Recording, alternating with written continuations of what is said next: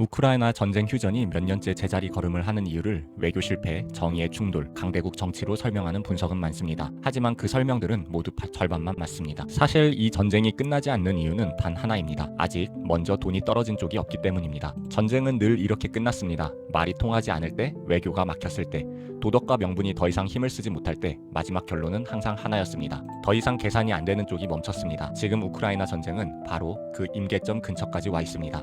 하지만 아직 그 선을 넘지는 않았습니다. 전쟁은 2022년 2월에 시작됐습니다. 그리고 지금은 2025년을 지나 2026년을 바라보고 있습니다. 이미 3년을 훌쩍 넘긴 전쟁입니다. 현대전 기준으로 보면 이건 단기전도 중기전도 아닙니다.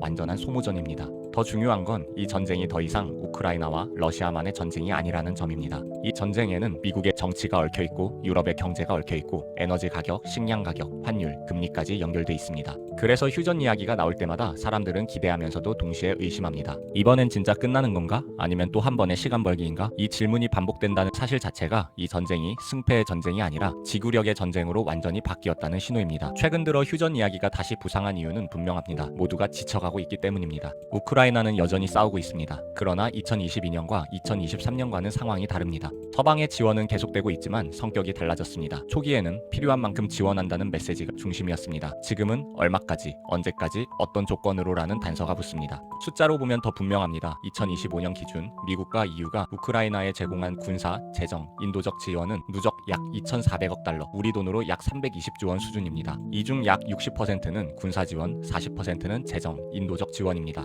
문제는 이 속도가 그대로 유지되기 어렵다는 점입니다. 미국에서는 우크라이나 추가 지원안이 의회에서 반복적으로 정치적 교착에 걸리고 있습니다. 유럽 역시 재정 여력이 빠르게 소모되고 있습니다. 특히 유럽 여론의 변화는 이번 휴전 논의에서 가장 중요한 변수입니다. 최근 유럽 7개국 여론조사를 보면 전쟁 지원 찬성 비율은 1년 전 대비 평균 15에서 약 25%포인트 하락했습니다. 독일은 2023년 초 약 65%였던 찬성률이 2025년 말 기준 42%까지 떨어졌습니다. 프랑스는 58%에서 39%로 하락했습니다. 이탈리아에서는 휴전 협상 지지가 전쟁 지속 지지를 앞질렀습니다. 이건 가치관 변화가 아닙니다. 생활비 문제입니다. 전쟁 이후 유럽의 가스 가격은 전쟁 이전 대비 여전히 평균 1.4배에서 1.7배 수준입니다. 전기요금은 독일 기준 평균 35% 이상 상승했습니다. 여기에 우크라이나 난민만 유럽 전체 기준 600만 명 이상입니다. 복지, 주거, 교육 비용이 각국 예산을 압박하고 있습니다. 그래서 유럽 정치인들은 이 전쟁을 외교 문제가 아니라 선거 문제로 보기 시작했습니다. 겉으로는 강경하지만 속으로는 출구를 찾고 있습니다. 이러한 미묘한 태도가 오히려 휴전을 더 어렵게 만듭니다. 왜냐하면 누구도 결정적인 신호를 먼저 보내지 않기 때문입니다. 그렇다면 왜 지금도 휴전은 되지 않는 걸까요? 이 전쟁에서 휴전은 총을 내려놓는 행위가 아닙니다. 전쟁의 결과를 문서로 확정하는 행위입니다. 그래서 양쪽 모두 쉽게 도장을 찍을 수가 없습니다. 러시아의 입장은 명확합니다. 러시아는 이미 엄청난 대가를 치렀습니다. 서방의 정보기관 추산에 따르면 러시아군 사상자는 사망, 부상 포함 100만 명 이상입니다. 경제 제재로 인한 손실은 연간 GDP의 약 3에서 4% 수준으로 추정됩니다. 이 모든 비용을 감당하고 아무것도 얻지 못한 채 전쟁을 멈출 수는 없습니다. 그래서 러시아는 영토를 원합니다. 도네츠크 지역을 포함해 루안스크, 자포리자, 헤르손, 크림반도 이 지역들은 러시아가 전쟁의 성과로 반드시 고정하고 싶은 결과입니다. 반대로 우크라이나의 계산도 분명합니다. 우크라이나는 단순 휴전을 원하지 않습니다. 원하는 것은 안보 보장입니다. 2014년도 크림반도, 2022년 전면 침공 두 번의 경험이 있습니다. 그래서 우크라이나는 나토 가입 혹은 최소한 재침공 시 자동 개입 수준의 강력한 보장을 원합니다. 하지만 이 조건은 러시아가 절대 받아들일 수가 없습니다. 이 지점에서 협상은 멈춥니다. 러시아는 영토를 원하고 우크라이나는 미래를 원합니다. 둘 다 양보하면 국내 정치가 무너집니다. 여기에 미국과 유럽의 시각 차이가 더해집니다. 미국은 러시아 철수 이후 제재 완화 논의를 열 수 있다는 입장입니다. EU는 철수가 먼저, 제재 완화는 그 다음이라는 강경한 순서를 고수합니다. 이 작은 순서 차이가 협상을 계속 지연시키고 있습니다. 이러한 모든 상황 위에 결정적인 변수가 하나 더 등장합니다. 바로 미국이 제안한 28개 조항짜리 휴전안입니다. 2025년 10월 말 미국은 현실적인 평화 로드맵이라는 이름으로 우크라이나 휴전안을 공개합니다. 이 안은 러시아가 10월 중순 제시한 비공식 초안을 바탕으로 만들어졌습니다. 즉, 출발 전부터 러시아의 요구가 반영된 구조입니다. 모든 조항을 볼 필요는 없습니다. 이 안의 성격은 핵심 몇 가지만 봐도 분명합니다. 첫째로 러시아가 점령 중인 동부, 남부 지역과 크림반도를 사실상 러시아 영토로 인정하자는 방향입니다. 둘째로 우크라이나가 나토에 가입하지 않겠다라는 수준을 넘어 헌법에 나토 가입 불가를 명시하라는 요구가 포함되어 있습니다. 셋째로 우크라이나 군 병력을 현재 90만 명에서 60만 명으로 제한하자는 내용입니다. 이 이 세 가지만 봐도 왜 유럽과 우크라이나가 즉각 반발했는지 알 수 있습니다.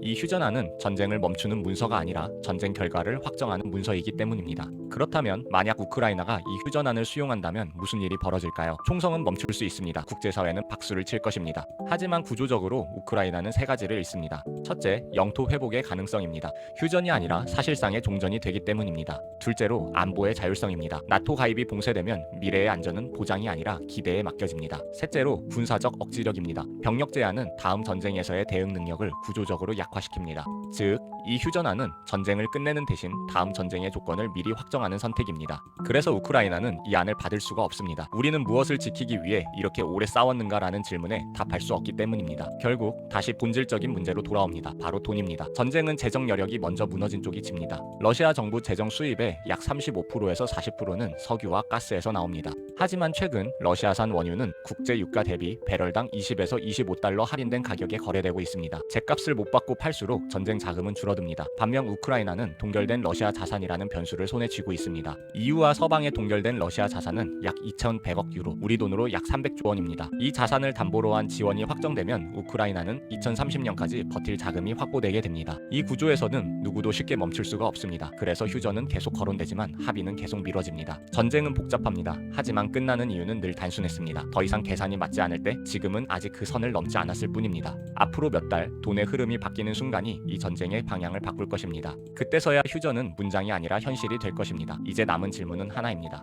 누가 먼저 지갑을 닫게 될 것인가?